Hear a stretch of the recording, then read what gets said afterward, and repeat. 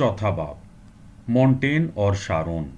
उस ज़माने का कोई और मुफक्किर निशात जदीदा के मुख्तलिफ पहलुओं को इतना साफ और पूरे तौर पर वाज़े नहीं करता जितना मॉन्टेन।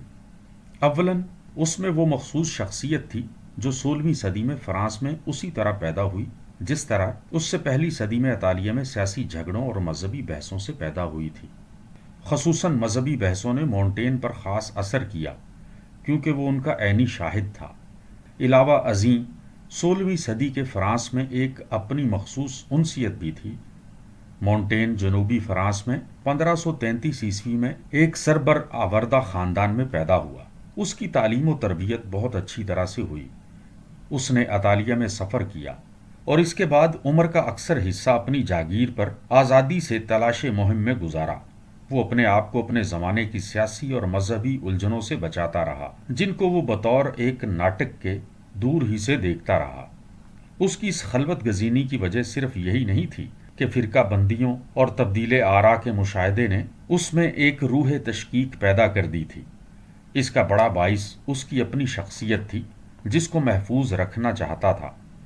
उसके मुतालबा की सबसे बड़ी गरज यही थी। उसके मज़ामीन जिनकी पहली 2 जिल्दें 1580 ईस्वी और तीसरी 1588 ईस्वी में शाये हुई, सूरत और मानी दोनों लिहाज से बिल्कुल शख्सी हैं।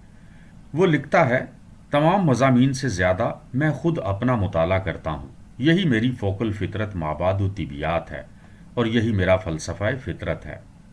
इस किताब में उसके मुताला आदात व अतवार के मुतल्लिक़ तफसीली मालूमात मिलती हैं।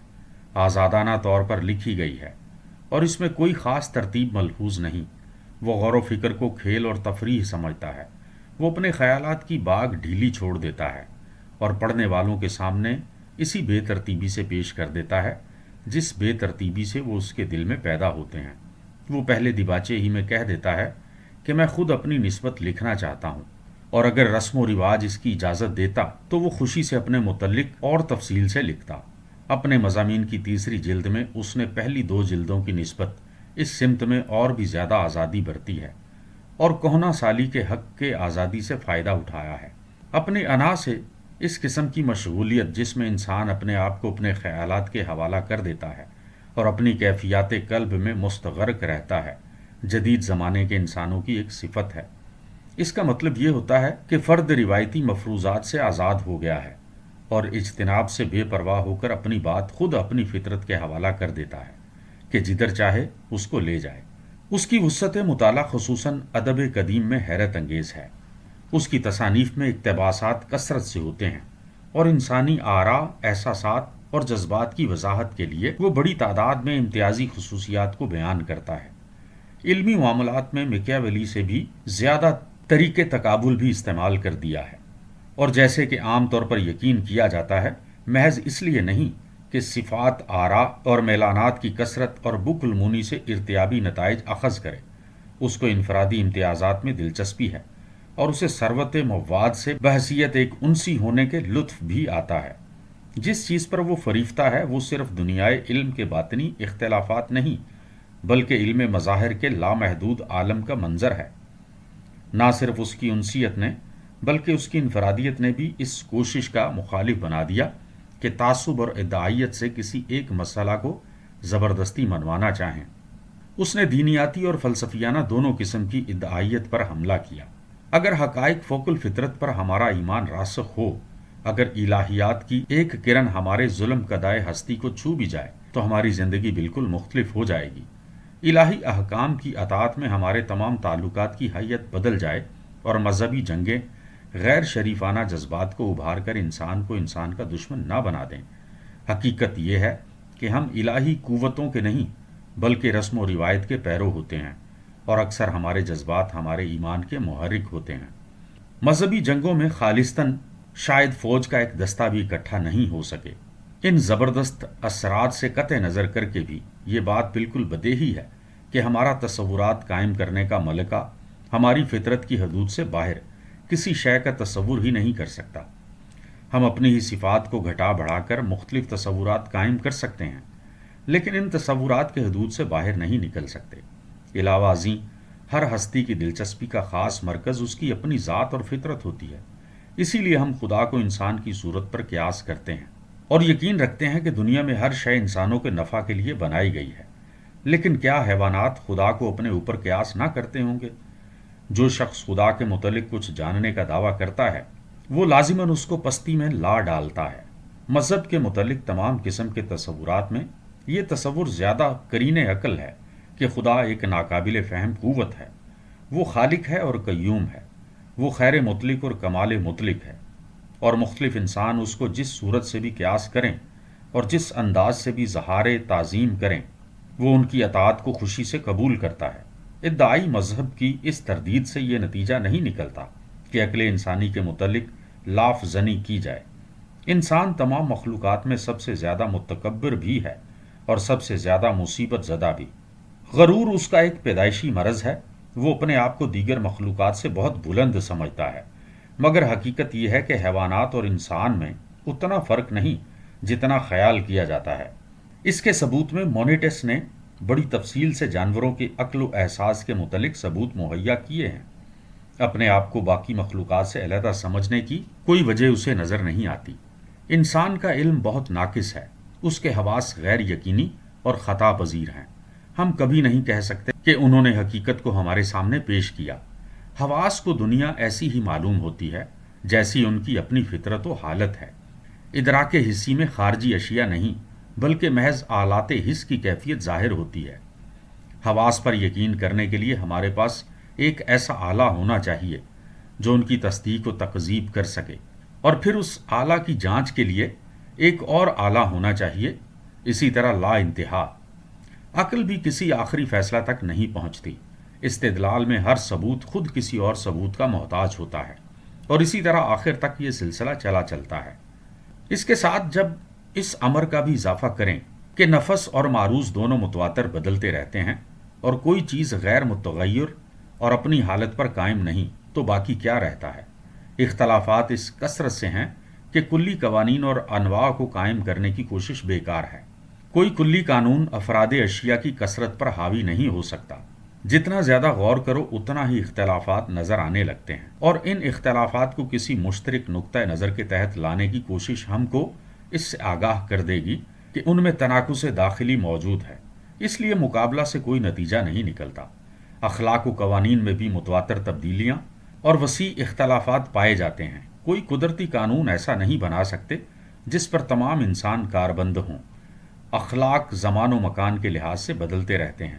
اس نیکی کے متعلق کیا کہا جائے جو کل تک نیکی شمار ہوتی تھی لیکن آئندہ نیکی شمار نہیں ہوگی، اور جو دریا کو عبور کرنے پر دوسرے ملک میں جرم قرار دی جاتی ہے؟ کیا سچائی بھی پہاڑیوں میں محدود ہو کر سچائی رہتی ہے اور ان کے اس پار وہی سچائی جھوٹ ہو جاتی ہے؟ تشکیک ہی انسان کا آخری ملجا و ماوا ہے۔ لیکن سچ کو بھی پورے طور تک یقینی نہیں سمجھنا چاہیے۔ ہمیں نہیں کہنا چاہیے کہ ہم کچھ نہیں جانتے، بلکہ استفہامی انداز میں اظہار حیرت کرنا چاہیے۔ میں کیا جانتا ہوں؟ اس تمام انداز فکر کی وجہ سے تشکیک کو مونٹین کی طرف منسوب کیا جاتا ہے، کیونکہ اس ارتیاب کو اس کے فکر کا آخری نتیجہ خیال کیا جاتا ہے۔ پاسکل کی رائے بھی اس کے متعلق یہی ہے، لیکن اس سے مونٹین کے تصور حیات کے اس اساسی اصول پر کوئی زد نہیں پڑتی جو اس کے تمام فکر کا محور ہے اور جس کی بنا پر اس نے زندگی کا ایک تخیل قائم کیا ہے۔ لیکن مونٹین نے، جو ایک لا ابالی طرز بیان کا عادی ہے، اپنے تصور زندگی کو خالص فلسفیانہ کیوں ادا کرتا؟ اس کا آخری نتیجہ مذاہب کا حیرت انگیز اختلاف یا تشکیک یا انفرادیت نہیں۔ تمام اشیاء کی تہہ میں اس کو ایک لامحدود زندگی نظر آتی ہے، فطرت کی عظمت اور لامحدودیت کا قائل ہے، جس سے اشیاء برآمد ہوتی ہیں اور جس کی قوت ایک خاص طریقہ سے ہر مخلوق میں صورت پذیر ہوتی ہے۔ اس طرح مونٹین غرور علم پر حملہ کرنے کی قناعت نہیں کرتا۔ وہ اس میں یہاں تک مبالغہ کرتا ہے کہ جہالت کی مداحی پر اتر آتا ہے، کیونکہ جہالت میں مادر فطرت پوری قوت اور آزادی سے ہماری رہنمائی کر سکتی ہے، جبکہ علم و فن اس کے مزاحم نہیں ہوتے۔ تاہم جہالت سے اس کی مراد بے فکر و بے تربیت خلائے طبیعت نہیں، بلکہ وہ لا علمی مراد ہے جو انسان میں اپنی عقل کے حدود کے سمجھ جانے سے پیدا ہوتی ہے۔ دروازے کو کھٹکھٹانے ہی سے معلوم ہو سکتا ہے کہ دروازہ بند ہے۔ اس کو چھوئے بغیر اس کے سامنے کھڑے رہنے سے یقینی طور پر کیسے کہہ سکتے ہیں کہ وہ مسدود ہے یا نہیں؟ لا علمی صرف ایک اچھے سر کے لیے اچھا تکیہ بن سکتی ہے۔ چھوٹے اور بڑے تمام امور میں فطرت کا تصور مونٹین کے لیے بہت اہمیت رکھتا ہے۔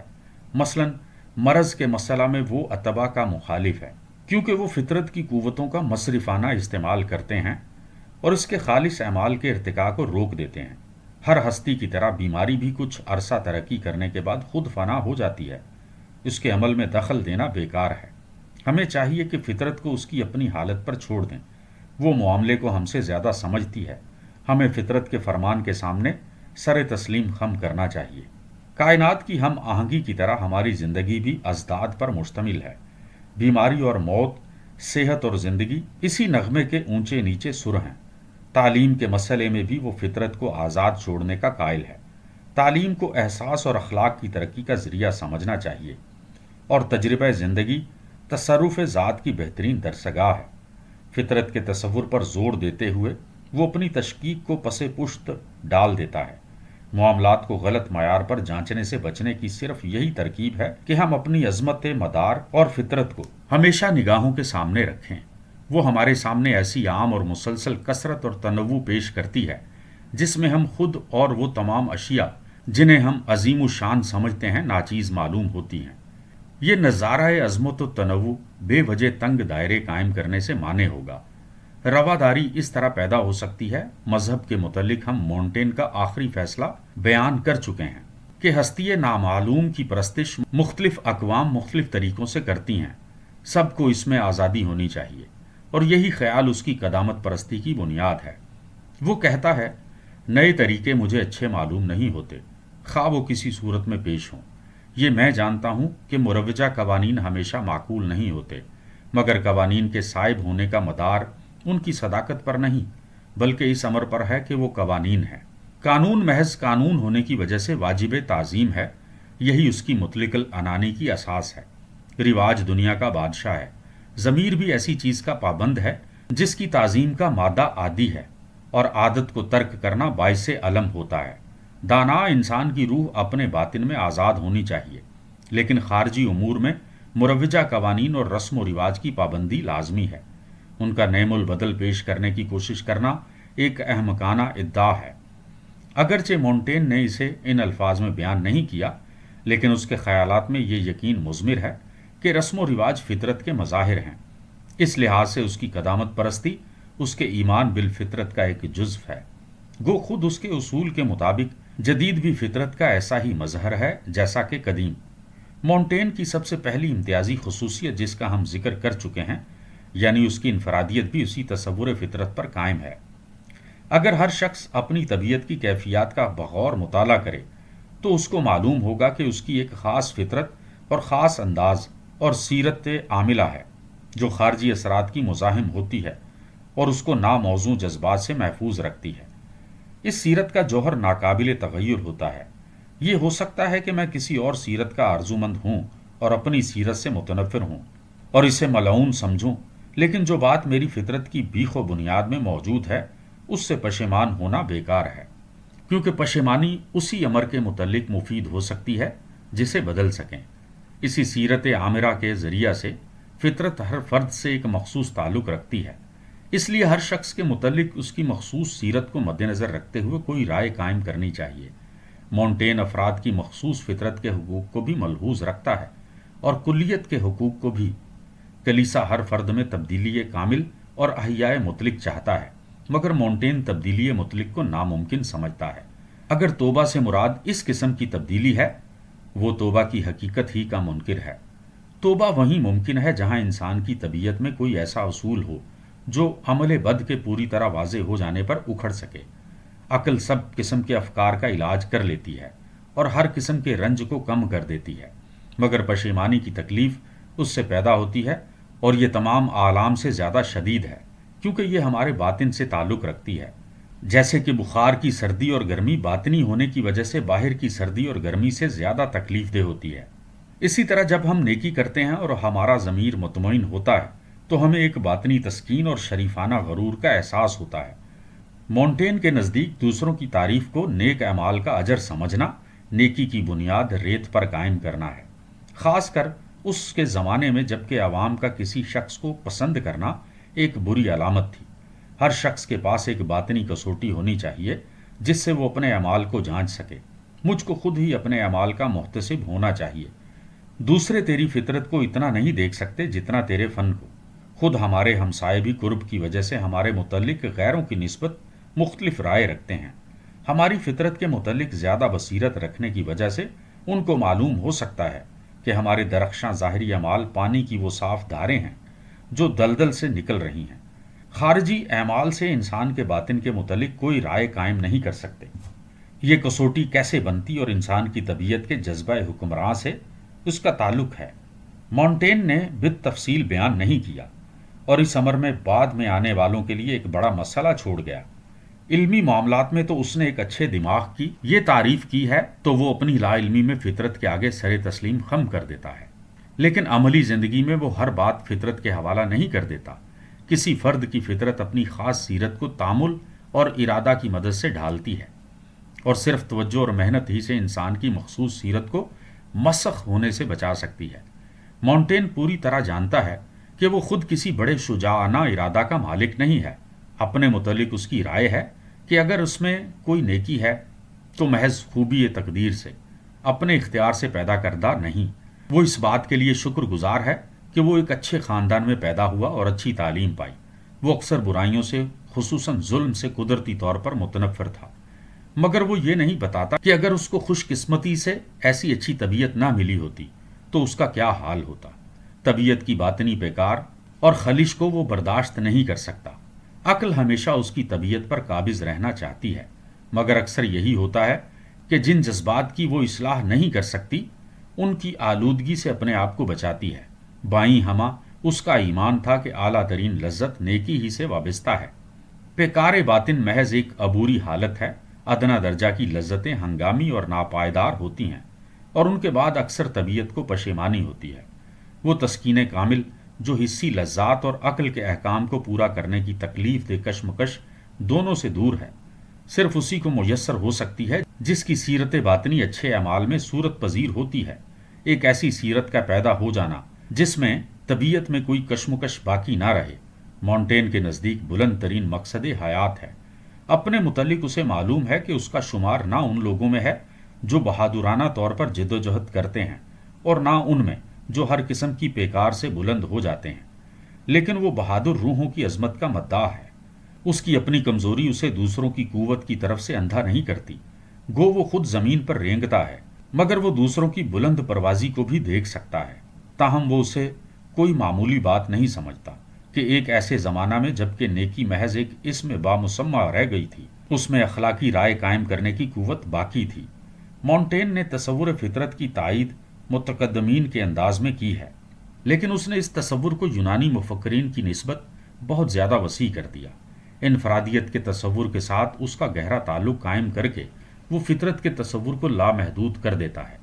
اگر مونٹین فطرت کو انسانوں کی مصنوعی زندگی کے مقابلہ میں پیش کرتا ہے تو وہ یہ بتانا چاہتا ہے کہ یہ غلط ہے کہ انسان صرف چند مخصوص طریقوں کو صحیح سمجھے اور فطرت کی ثروت کو نظر انداز کر دے، جو اور انداز کے مظاہر بھی پیدا کر سکتی ہے، اور اس لیے بھی کہ لوگ محض شخصیتوں کی خاص زندگی کے متعلق سختی برتتے ہیں، حالانکہ اپنی شخصیت کے ارتقاء کا ان کو ایسا ہی حق ہے جیسا کسی اور کو۔ لامحدودیت اور انفرادیت کے متعلق ان خیالات کی وضاحت کرنا مستقبل کا کام ہے۔ مونٹین کی تشکیک غیر معمولی قوت مشاہدہ اور انسیتی علم نے اس کے لیے وہ آزادی نفس اور ذرائع پیدا کر دیے تھے جو ان تصورات کی اہمیت کو جتلانے کے لیے ضروری تھے۔ اس کی تشکیک نے جو حقیقت میں آزادی فکر کے حق کا ادعا تھا، اسے مصنوعی حدود کو توڑنے کی ترغیب دی، اور اس کے وسیع تجربہ اور علم نے اس کو یہ بتایا کہ ان حدود کے پرے کچھ ایسے انداز بھی موجود ہیں جن میں لامحدود فطرت نے اپنے آپ کو ظاہر کیا ہے۔ مونٹین نے 1592 عیسوی میں وفات پائی۔ اس قسم کے منکر کو پیرو کیسے مل سکتے تھے؟ اس کا فکر بالکل ذاتی تھا۔ اس کی طبیعت میں کچھ ایسے عناصر یکجا ہو گئے تھے جو اس ترکیب میں اور طباع میں نہیں پائے جاتے۔ صرف ایک ہی شخص ہے جو قریب قریب اس کا پیرو ہے اور جس نے اس کے خیالات کو مرتب کیا۔ گو اس میں اس نے مونٹین کی دنیائے فکر کے صرف ایک ہی پہلو پر نظر رکھی، لیکن اس پہلو کے نہایت اہم ہونے میں کوئی شک نہیں۔ پیرے شارون کے فلسفیانہ خیالات کا ماخذ مونٹین ہے۔ وہ 1541 عیسوی میں پیرس میں پیدا ہوا، پہلے قانونی وکالت کرتا رہا، لیکن بعد میں پادری ہو گیا اور واز کہنا شروع کیا اور کیتھولک مذہب کی حمایت میں پروٹسٹنٹوں اور آزاد خیال لوگوں کے خلاف لکھتا رہا۔ ان تصانیف میں سب سے زیادہ قابل لحاظ وہ کتاب ہے جس کا عنوان متعلق با عقل ہے، جو 1600 عیسوی میں یعنی اس کی وفات سے 30 سال پیشتر شائع ہوئی، جس میں اس نے اسی اساسی خیال کی پوری طرح حمایت کی ہے جو ہمیں پومپونازی، میکیاویلی اور مونٹین میں ملتا ہے، یہ کہ اخلاقیات اور سیاسیات کی بنا فطرت انسانی پر قائم ہونی چاہیے۔ اس نے اس لا علمی پر بہت زور دیا ہے جو حقیقی علم ذات سے پیدا ہوتی ہے۔ بغور مطالعہ کرنے سے ہمیں انسان کی عظمت کا بھی اندازہ ہوتا ہے اور ذلت کا بھی۔ عقل فطری تمام اشیاء کا معیار نہیں ہو سکتی، اس لیے ہم کو کلیسا کی قدیم تعلیم پر قائم رہنا چاہیے اور نئے عقائد میں مبتلا نہیں ہونا چاہیے۔ شارون بھی مونٹین کی طرح اصول ارتیاب سے قدامت پرستی کا افتتاح کرتا ہے، لیکن یہ عجیب بات ہے کہ اس نے مذہب اور اخلاق کے باہمی تعلق پر بھی بحث کی ہے، جس پر مونٹین نے کچھ نہیں کہا۔ مذہب اور اخلاق دوش بدوش چلتے ہیں، لیکن ان کو ایک دوسرے کے ساتھ مخلوط نہیں کرنا چاہیے، کیونکہ ان کے سرچشمے الگ الگ ہیں۔ نیکی کا انحصار مذہب پر نہیں ہونا چاہیے، کیونکہ اس طرح نیکی ایک عرضی چیز رہ جائے گی اور فطرت صحیحہ کا سرچشمہ اس کا ماخذ نہیں رہتا۔ شارون لکھتا ہے، میں چاہتا ہوں کہ آدمی نیک رہے، خواہ جنت اور دوزخ کا وجود نہ بھی ہو۔ کسی شخص کا یہ کہنا کس قدر قابل نفرت معلوم ہوتا ہے کہ اگر میں عیسائی نہ ہوتا یا مجھے خوف عذاب نہ ہوتا تو میں یوں کرتا۔ میں چاہتا ہوں کہ تو اس لیے نیک ہو کہ یہ فطرت اور عقل کا تقاضا ہے، اور تمام کائنات عقل جس کا ایک جزو ہے یوں ہی چاہتی ہے، اور اسی لیے کہ تجھے اپنے جوہر اور اپنے مقصد حیات کے خلاف عمل نہیں کرنا چاہیے، اس کا نتیجہ خواہ کچھ ہی ہو۔ اس طرح جب اخلاق کی بنیاد مستحکم ہو جائے تو مذہب کی تعمیر اس پر قائم ہو سکتی ہے، لیکن اس کے برعکس مذہب کو اخلاق کی بنیاد قرار دینے سے اچھے نتائج پیدا نہیں ہوتے۔ اس طرح اخلاقیات کی آزادی کا اعتراف ایک کیتھولک پادری کی زبان سے تعجب خیز معلوم ہوتا ہے۔ یہ ایک نفسیاتی معمہ ہے کہ شارون، جو تھوڑا عرصہ قبل ایک جوشیلا کیتھولک پادری تھا، اس خیال کی طرف کس طرح آیا۔ اس سے کم از کم اس امر کی تصدیق ہوتی ہے کہ اس زمانے میں اس سمت کی طرف ایک زبردست میلان پایا جاتا تھا۔ چوتھا باب ختم ہوا۔